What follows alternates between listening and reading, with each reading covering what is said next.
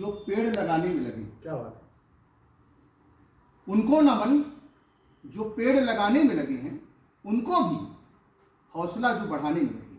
क्या बात है। उनको प्रणाम आदर सम्मान है मेरा जो बूढ़े दरख्तों को बचाने में लगे। क्या बात है।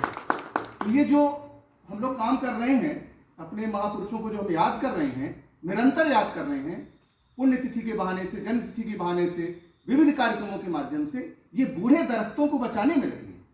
ये वो काम संस्थान कर रहा है। इसके लिए संस्थान को बहुत बहुत साधुवाद और आभार और मेरी ओर से बधाई। दूसरी बात, जब गांधी जी के चित्र पर नजर जाती है तो मुझे गालिब का एक शेर याद आता है जो उन्होंने इस गांधी जी के लिए नहीं लिखा था, लेकिन वो बैठता है यहाँ पर कि तेरी सादगी पे कौर न मर जाए या खुदा, लड़ते रहे और हाथ में तलवार भी न थी। क्या बात है। बहुत बढ़िया। ऐसा लड़ने वाला व्यक्ति जो हाथ में कोई शस्त्र नहीं रखा और जिसने पूरी लड़ाई लड़ी, आजादी की लड़ाई लड़ी, और आजादी का प्रमुख नायक जिन्हें माना गया। भारतीय स्वतंत्रता में तमाम हजारों लाखों लोग इस आजादी के लिए लड़े, लेकिन उसमें गांधी जी का एक जो नायकत्व है वो उभर करके सामने आता है। कुछ ही ऐसे लोग हैं जो लोग नहीं रह जाते, जो विचार बन जाते हैं, जो वाद बन जाते हैं, जो पूरे विश्व को रोशनी देते हैं रहने के समय भी और न रहने के बाद। आज आपको पता है कि गांधी का दर्शन जो है पूरी दुनिया में पढ़ा जा रहा है, एक पाठ्यक्रम के रूप में गांधी को पढ़ा जा रहा है। गांधी जी के द्वारा जो भी उनका पूरा जीवन वृत्त है, उस वृत्त पर तमाम कितने नए शोध हो रहे हैं, अनुसंधान हो रहे हैं। और कई बार तो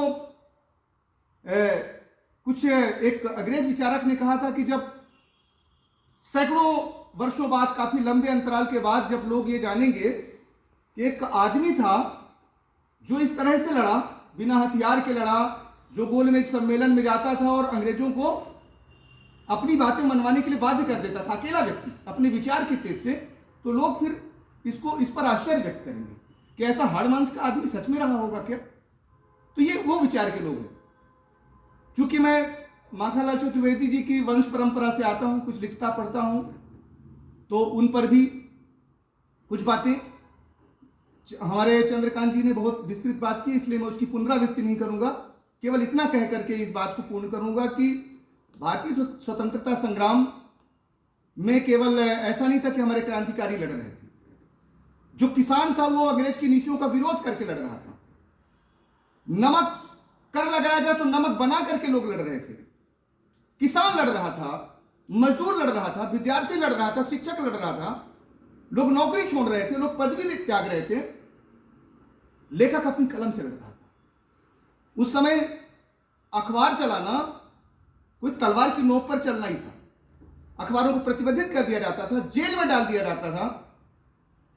ऐसे समय में जो माखनलाल चतुर्वेदी जी ने जो अपना उन्होंने पुरुषार्थ दिखाया, जो राष्ट्रीय प्रेम दिखाया, वो हम सब के लिए सदैव अनुकरणीय रहेगा। हमेशा हम लोग उनको स्मृत करते हैं, स्मरण में रखेंगे।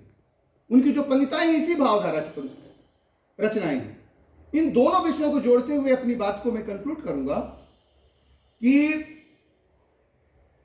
वर्तमान समय जो है उसमें ऐसा तो नहीं है कि हम लोग आजाद हैं, खुली हवा में सांस ले रहे हैं, विकास के रास्ते पर बढ़ रहे हैं, लेकिन एक बात जो देखने में आ रही है पूरे समाज के अंदर, समाज में कुछ ऐसे तत्व भी काम कर रहे हैं जो समाज को विभाजित करने का काम कर रहे हैं। किसी न किसी नाम पर, छोटी छोटी जाति के नाम पर, कुछ पंथ के नाम पर, संप्रदाय के नाम पर लोगों को अलग अलग विचारधारा, जो हमारी भारतीय जो सांस्कृतिक धरोहर है उससे इतर ले जाने के अनेक प्रयास किए जा रहे हैं। हमारे यहाँ तो ये है ना कि मतलब प्रातःकाल उठ के रघुनाथा, माता पिता से नावो माथा, ये परंपरा के हम लोग ही, हमारी सांस्कृतिक विरासत है। लेकिन आज हमारे सामने चुनौती ये है कि बहुत सारे ऐसे संस्थान हैं, मैं नाम नहीं लेना चाहूंगा इस सदन में, कभी अवसर आएगा तो संस्थाओं का नाम भी लेंगे, जो इस विचार से आपको भटका रहे हैं। जब आप राष्ट्रीयता से पृथक हो जाएंगे, जब आप भारतीय संस्कृति से अलग हो जाएंगे, तो आप बिना जड़ के पौधे हो जाएंगे। अब बिना जड़ के पौधा कैसे होता है? सूख जाता है कुछ दिनों बाद। तो हमें अपनी भारतीय संस्कृति, जो भारतीय दर्शन है, जो अपना भारतीय ज्ञान परंपरा है, उसके साथ जीना है। वही हमको वही हमको इस पीढ़ी को अनंत काल तक ले जाएगा, वही इस विचार को आगे तक ले जाएगा, वही समाज में प्रेम रख पाएगा, वही विश्व बंधुत्व की बात कर पाएगा, वही भारत को विश्व गुरु बना पाएगा। इसके साथ ही 4 पंक्तियां और रखूंगा और अपना स्थान लूंगा कि जीवन की हर सुबह भली है, जीवन की हर शाम निराली। दृष्टि बदलकर देख सको तो ये जीवन होली दिवाली। पतझड़ ही सब नई कोपलें दे जाता है कानन को, और हमेशा रातें नींदें लेकर आती जन जन को मीठी तान सुना जाती है कोकिल काली काली। जीवन की हर सुबह भली है, जीवन की हर शाम निराली। दृष्टि